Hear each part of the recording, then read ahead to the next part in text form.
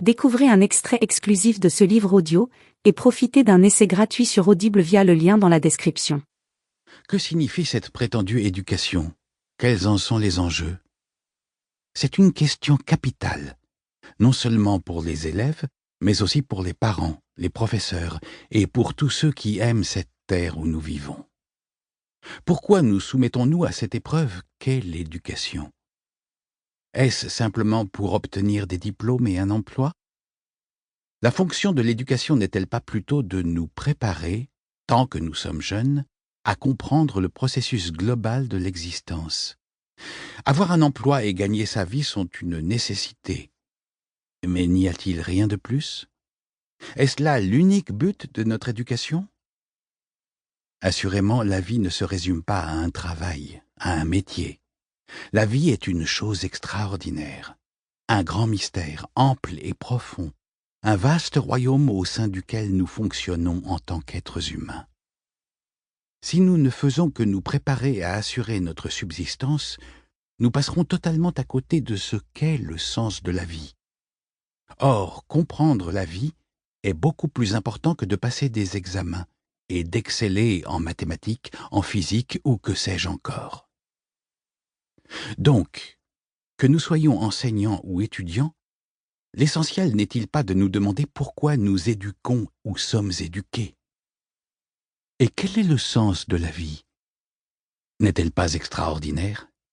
Les oiseaux, les fleurs, les arbres resplendissants, le firmament, les étoiles, les rivières et les poissons qui peuplent leurs eaux, c'est tout cela la vie. La vie, ce sont les pauvres et les riches, c'est la lutte incessante entre groupes, entre races, entre nations. La vie, c'est la méditation, c'est ce qu'on appelle la religion, mais c'est aussi l'esprit et ses subtils secrets, les jalousies, les ambitions, les passions, les peurs, les accomplissements et les angoisses. La vie, c'est tout cela, et bien plus encore. Mais en général, nous nous préparons à n'en appréhender qu'un petit recoin.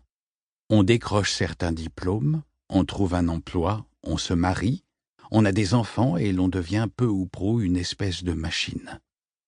On reste craintif et anxieux, on a peur de la vie. L'unique fonction de l'éducation est-elle donc de nous préparer à répondre à une vocation, à obtenir la meilleure situation possible, ou bien de nous aider à comprendre la vie? Qu'adviendra-t-il de nous tous une fois atteint l'âge d'homme ou de femme? Vous êtes-vous jamais demandé ce que vous alliez faire quand vous serez adulte? Selon toute probabilité, vous allez vous marier, et avant même de comprendre ce qui vous arrive, vous serez devenu parent. Vous serez alors ligoté à votre bureau ou à votre cuisine, où vous allez peu à peu dépérir. Votre vie va-t-elle se résumer à cela? Vous êtes-vous déjà posé la question?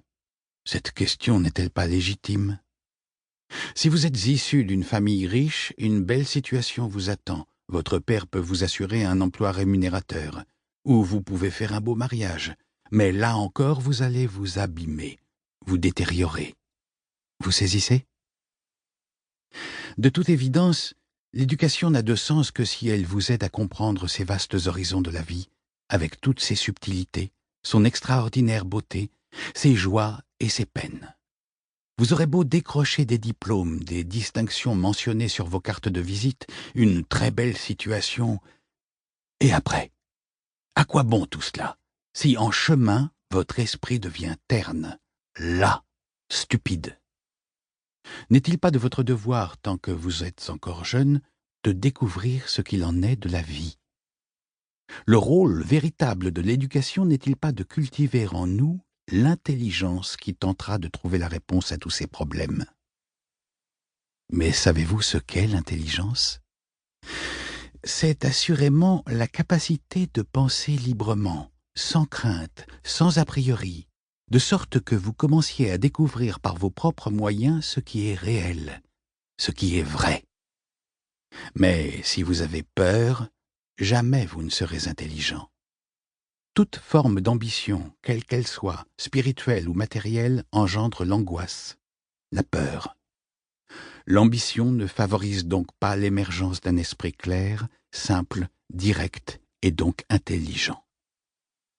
Il est essentiel que vous viviez vos jeunes années dans un environnement duquel la peur... Livre audio complet gratuit disponible en description de cette vidéo.